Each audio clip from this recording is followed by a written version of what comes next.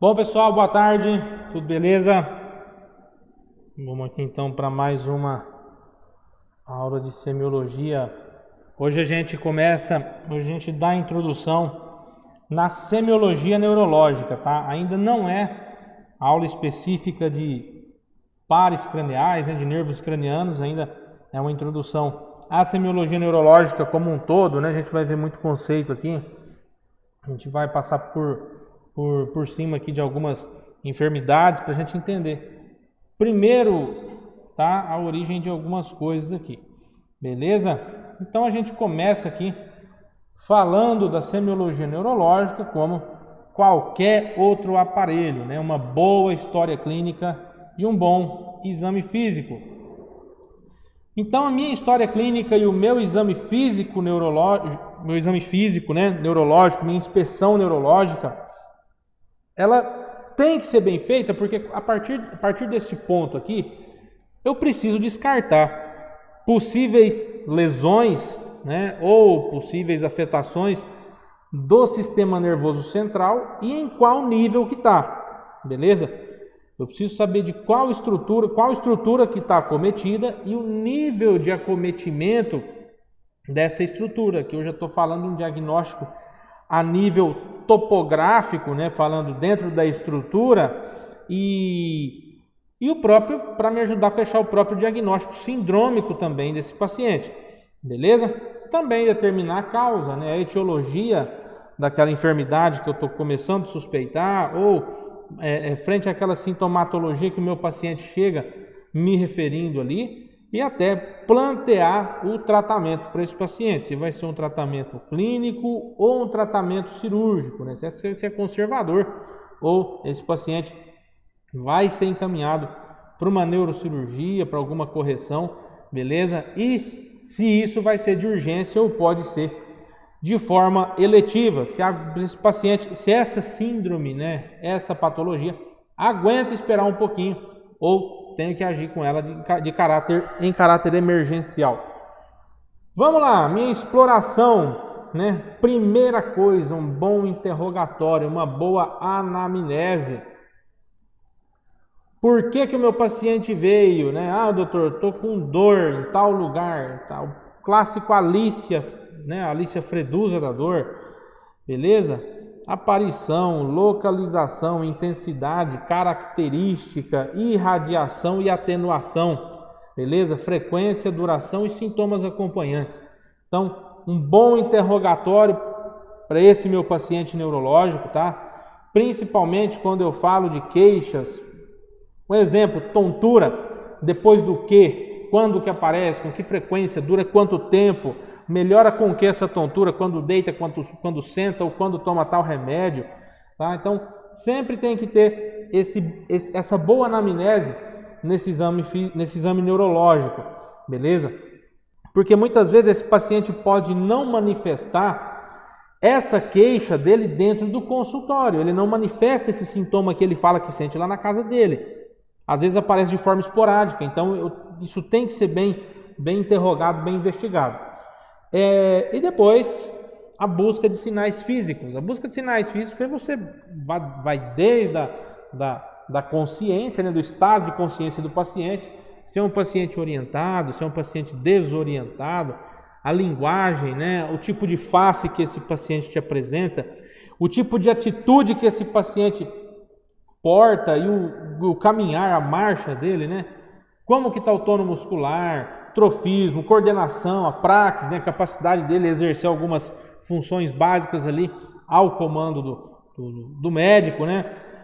Se apresenta movimentos involuntários, o tipo desses movimentos involuntários, se o paciente tem reflexos, tem sensibilidade, e até os sinais mais graves, né? Que são os sinais e sintomas meníngeos, certo? Sinais e sintomas meníngeos e afetações de nervos cranianos. Vamos lá, começando então aqui, hoje a gente vai até um pedaço, tá? Para não ficar muita coisa para hoje, para ficar mais picado, mais particionado e fácil de entender, porque a semineurológica é muito grande, é muito extensa. E a gente começa com o nível de consciência do meu paciente, o estado mental, beleza? Primeira coisa que eu vou ver nesse meu paciente é o comportamento, tá? Olho também, escuta o que o acompanhante do paciente te refere. Principalmente se esse paciente, no momento da consulta, ele não exerce as suas totais faculdades mentais, tá? Então, observa o que o acompanhante te fala. Estado emocional do paciente. Às vezes, dentro do consultório, o paciente apresenta um estado emocional e o acompanhante fala: doutor, lá em casa ele é totalmente diferente disso daqui. Lá em casa ele faz isso, ele tá assim, ele fica assim o tempo todo, ele adota tal tipo de comportamento, do nada ele surta, tá? Então leve em conta também o que o acompanhante do paciente te refere. Observa se merece fé o que é referido pelo acompanhante. Tá? Geralmente numa consulta neurológica, o acompanhante desse paciente não é um estranho, não é um amigo dele que veio, não. Realmente é de dentro da mesma casa, tá? É um familiar, é um filho, é um irmão, é o esposo, a esposa, tá? É quem está na mesma casa. O intelecto do meu paciente, como está a capacidade de raciocínio, as percepções, fatores de personalidade, muito importante você perguntar também para esse paciente, até para o acompanhante desse paciente, ver o que ele refere sobre esses fatores da personalidade do paciente. E o conteúdo de pensamento. Doutor, como assim o conteúdo de pensamento? Exemplo clássico para vocês, o paciente que começa a ter pensamentos suicidas, tá? Tem paciente que chega e fala para você, fala: doutor, eu vim aqui porque eu não aguento mais, que tem um negócio na minha cabeça que fala 24 horas para eu abrir a janela e pular da sacada do meu prédio, beleza? Então, sempre atento no conteúdo do pensamento do paciente. Muitas vezes ele vem até você procurando ajuda para isso e passa despercebido, tá? Pode passar despercebido e as consequências são drásticas depois. Falando de linguagem, né, que é a maneira como o paciente se expressa mediante a sons compreensíveis, beleza? Os sons que esse paciente emite não são compreensíveis. O paciente verbaliza algumas coisas aí que eu não estou entendendo, tá? E aqui a gente já começa a falar de um transtorno de linguagem, né? Ou uma linguagem patológica, beleza? Primeiro, eu começo falando da própria disartria, tá? Só comentar com vocês aqui. Essa disartria, o paciente ele não tem uma, vou explicar para vocês num modo mais claro, ele não tem coerência nas palavras que ele fala, beleza? Ele não consegue articular as palavras, ele não consegue articular a sua expressão para verbalizar o que ele está pensando ou a mensagem que ele quer passar, beleza? Isso é o que muda quando eu falo da disartria. Agora, quando você ouvir falar o termo bradilalia, já é diferente. Brad já quer dizer o quê? Brad é lento. O meu paciente fala muito devagar. O paciente até consegue, ele até consegue ali verbalizar, formar uma frase completa, mas ele fala muito devagar, beleza? Ele fala muito, demora a formar a frase, ele demora para se comunicar, beleza? Lesão do sistema nervoso central, ok? Exemplo, esclerose múltipla, tá? Acaba também que essa bradilalia é um sintoma clássico, é um sinal clássico de esclerose múltipla. Vamos lá, outro tipo de fala patológica, né? Que é a própria palilalia. Que parada é a palilalia? A palilalia, o paciente ele tem uma repetição do que ele fala, mas é uma repetição involuntária. Como assim? ele repete só algumas palavras, tá? Um exemplo, eu vou falar a frase. Ele repete algumas palavras. Ele repete algumas palavras. Ele repete a mesma coisa. Maçantemente, geralmente é uma palavra só, tá? Pode ser de mais palavras, mas não costuma ser a frase inteira. Essa é a palilalia. Outra característica que faz o paciente ter também um distúrbio de fala é a afasia de Wernicke. Essa afasia de Wernicke, ela é um distúrbio neurológico que o paciente ele inverte as palavras, tá? E ele começa a formar frases sem sentido algum. Beleza? O paciente fala de forma fluente, normal, ele não se embaralha em nada. Só que ele está falando palavras que não tem nada a ver uma com a outra. Certo? E também tem a afasia de Broca. A afasia de Broca, ela muda que o quê? A fala do paciente é perturbada. A compreensão está intacta, mas a fala é perturbada. Tá? O paciente ele tem uma comunicação prejudicada, ele consegue verbalizar, tem um bom entendimento do que ele está falando. Beleza? Mas pode ter distúrbio assim na tonalidade da voz, tá bom? Na própria face do paciente na hora de verbalizar isso daí. Beleza? Outra situação, que é a afasia global ou mista. Essa afasia global ou mista funciona mais ou menos assim. Ela é um distúrbio mais grave, né? Também vocês podem ouvir como o nome de afasia transcortical mista. Beleza? O paciente ele tem como que eu posso dizer num termo mais ele tem uma má compreensão, tá? E ele tem uma dificuldade para formar palavras e frases. Por isso que chama afasia global ou afasia mista. Tem dificuldade na compreensão e na própria formação de palavras e frases. Então é uma comunicação muito difícil com esse paciente, tá? Porque tem o distúrbio desde a formação de frase até de palavras. Certinho? Vamos lá. Falando um pouco das faces, tá? Vamos falar até faces hoje.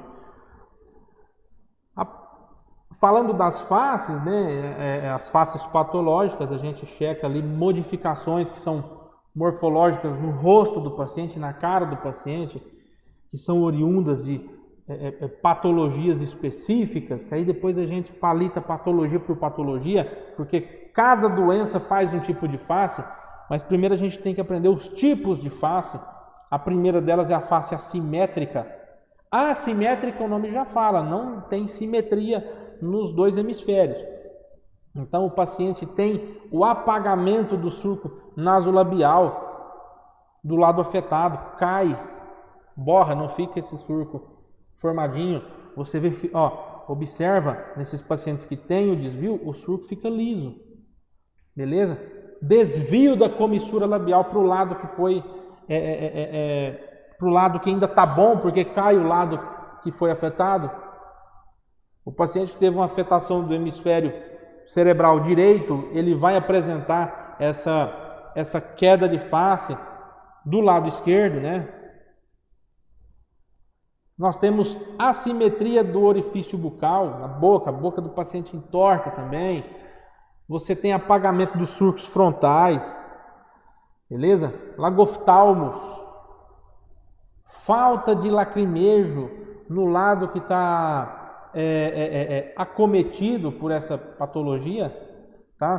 Bem comum. Temos a face de paralisia facial, certo? Também você pode encontrar associada à paralisia facial, o paciente cursa com uma face inexpressiva, beleza? Uma face carente de mímica. O paciente pode apresentar lesão do próprio nervo facial ou essa afetação é lá em cima, tá? Pode ser mais para cima, como a paralisia de Bell. O paciente lesiona o par craniano mesmo, o sétimo par, beleza? Temos a face característica de hemorragia cerebral.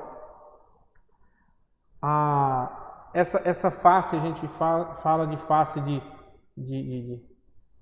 de fuma, pipa e assopra, porque o paciente tem uma elevação de um dos lados da cara e ele tem esse borramento do surco nasogeniano, ele tem cialorreia do lado afetado, do lado que está caído, né? O lado que está carente de contração. O paciente começa a salivar, o paciente baba mesmo pelo lado afetado, beleza? A cialorreia. A clássica face parkinsoniana. Face parkinsoniana também é uma face inexpressiva, né? Carente de mímica, só que o paciente tem uma característica que é o olhar fixo, beleza? Olhar fixo, o paciente ele é carente de parpadeio, o paciente não pisca. A pele do rosto do paciente é uma pele lustrosa, tá? Uma pele mais brilhante, porque o paciente não tem contratura nenhuma, então fica liso o rosto do paciente. A boca tende a ficar um pouco entreaberta, então ele tende a salivar pelas comissuras, beleza? Essa é a clássica face parkinsoniana. Também nós temos a face pseudobulbar, beleza? Que é uma face também inexpressiva, só que o paciente tem crises de riso, mas não é um riso de alegria, tá? É um riso espasmódico, é espasmo no rosto do paciente mesmo, ou choro espasmódico. O paciente adota um rosto, uma cara de choro, só que devido a espasmos, beleza? Então, são essas características, né, que a gente tem. Outro tipo de face que nós podemos encontrar é a face miastênica.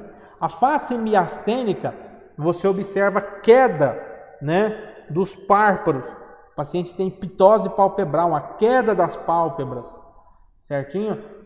Essa é a característica da face miastênica. Outro ponto, o paciente ele tem uma imobilidade dos olhos e o paciente cursa também com diplopia, tá? Então esse paciente pode cursar com diplopia. O que seria essa diplopia? O paciente vê duas imagens num único objeto, beleza? O paciente está olhando uma cadeira, está vendo duas, tá? Essa é a característica da face miastênica. O paciente apresenta isso para você também. Outra situação, o paciente, a face dele também é uma face carente de expressão, uma face relativamente inexpressiva, mas o que me caracteriza aqui, no ponto-chave dessa face miastênica, é a queda, né, das pálpebras, a ptose palpebral e a imobilidade dos olhos. Vamos lá, temos a face encefálica. A face encefálica é aquele paciente que você bate o olho nele, parece que ele está cansado, ele está sonolento o tempo todo. Ele está estuporoso. Tá? Doutor, essa face que o senhor está falando é eu depois da prova. Vamos com calma. Aqui já é um negócio patológico, já é bem acentuado mesmo. Essa face encefálica, essa face estuporosa, sonolenta. Tá? Você vê que o paciente ele tem uma dificuldade mesmo em gerar uma contratura facial. Temos também a face de Bernard Horner. Essa face de Bernard Horner, ela é bem característica, porque o paciente começa a apresentar uma diminuição da fenda palpebral e um negócio que chama enoftalmia, tá? O que seria essa enoftalmia nesse paciente aqui? O paciente tem um descolamento do bulbo ocular para dentro da cavidade orbitária. A exoftalmia para fora e a enoftalmia para dentro. Você olha no paciente, o olho do paciente está afundado para dentro da cavidade ocular, da cavidade orbitária. Beleza? Então você vê o paciente com o olho mais fundo, um olho está mais fundo e o outro olho está normal insertado ali. Beleza? O paciente apresenta miose. Você olha, um olho está fotorreagente, o outro olho está, né? O paciente apresenta quimose conjuntival, bem característico desse paciente aqui, essa quimose conjuntival. Doutor, o que seria isso? Uma inflamação da mucosa do globo ocular, tá? O paciente começa a ter uma falha da função protetora, né, da conjuntiva, devido a esse distúrbio neurológico, e inflama. E isso aqui nós temos causado por uma lesão no nervo simpático da cara. Beleza? Tranquilo, pessoal? Alguma dúvida? De boa?